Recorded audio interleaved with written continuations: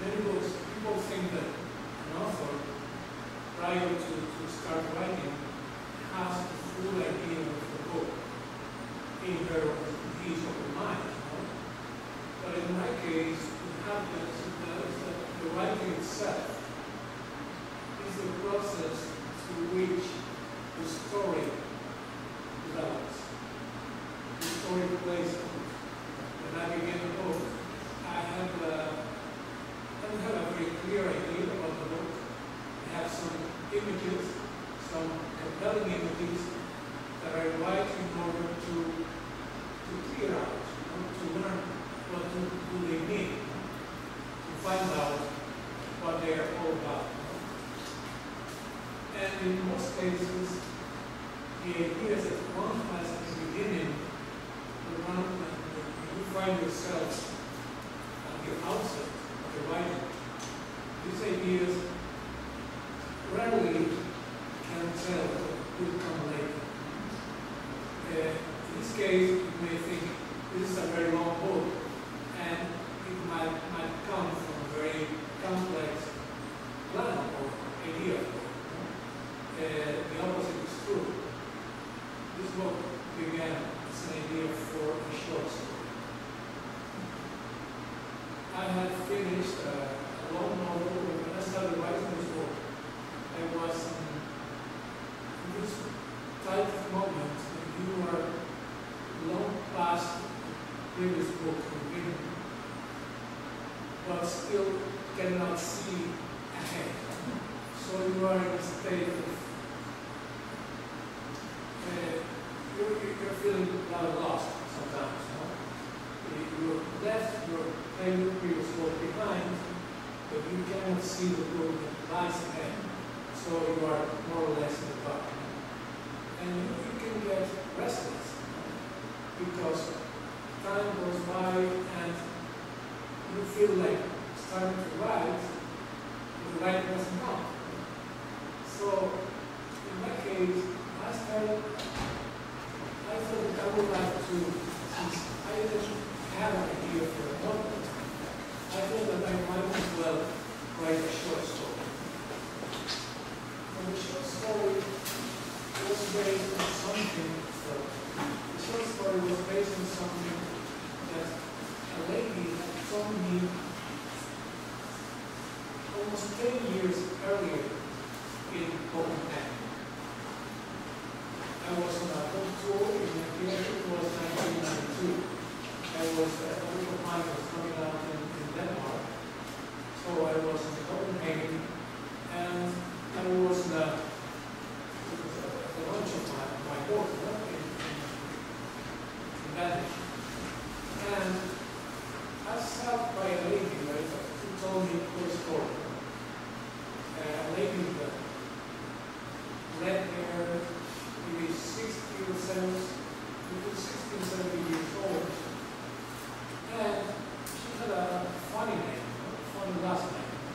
So I asked her about the origin of her last name to ring a bell if you already know. So this lady told me the story of her return to France at the end of the war, immediately after the liberation of France. She had fled France with her mother in 1941, at the beginning of not of the occupation, but of the anti-Jewish laws. She had fled France with her mother, and when they came back to her hometown, something uncanny happened to them. They were staying at a hotel, and something happened in the room of the hotel, the room they were sharing. They were unable to open the door, the room. And she told me that her mother was terrified. So, next day, when they got to get out of the room, they learned that this hotel had been the headquarters of the Gestapo in their hometown. So there was something mysterious about the story. There is the literal sense of the story, but there is something else, something, as I said, uncanny. Why wouldn't these doors open? So I have had this story in the back of my mind for years. And I have never managed to write it down. But finally, I decided that I would sit down and write a story of this lady coming back from Denmark to France. But when I was halfway into the story, another idea came to me. Another memory, another long-held memory. It was the memory of a trip I had taken to Tangier in the late 80s. And I gave a lecture there.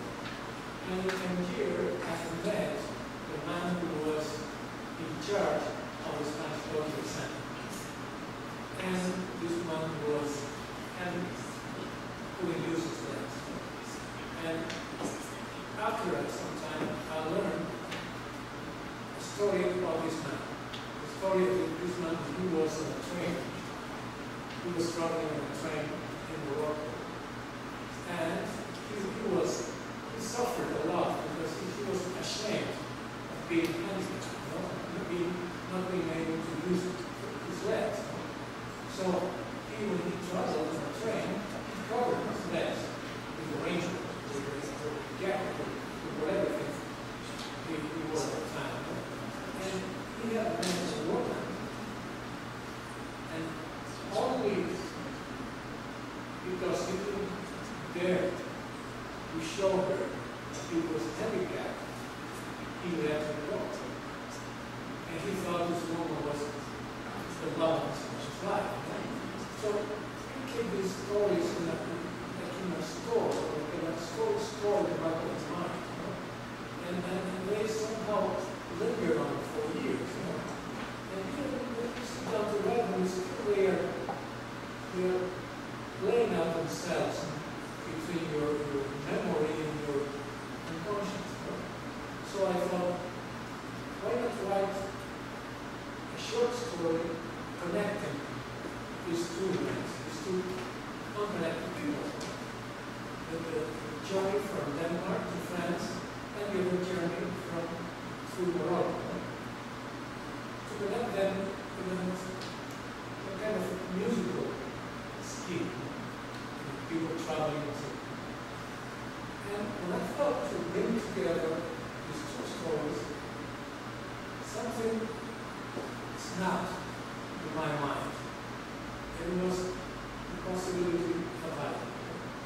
The title is very important for us. The title is not the brand that you add to a book once you have finished it. A title can be one of the most important triggers in the invention of the book that they read. It may not happen that you have a title and you don't have a story to go with the title. So it has happened to me a number of times.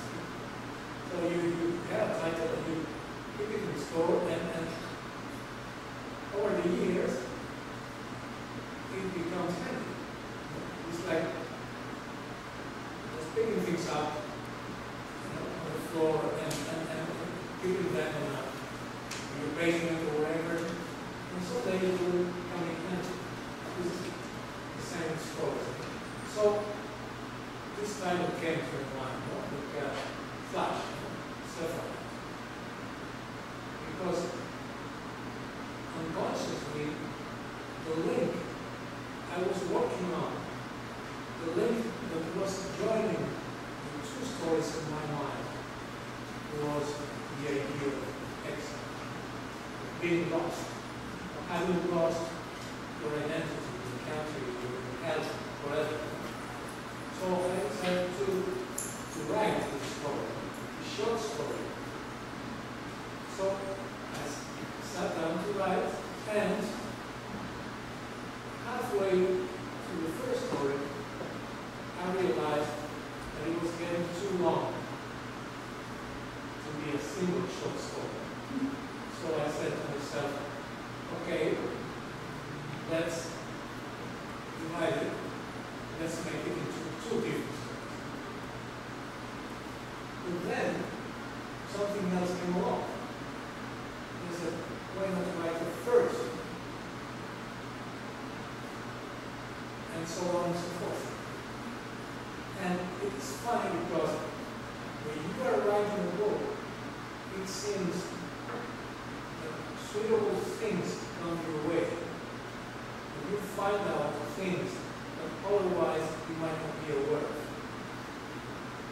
When I was already feeling this inner satisfaction of being working hard on something, I came across an old friend of mine, an elderly gentleman who is a member of the Spanish Royal Academy, and who is a prominent psychologist.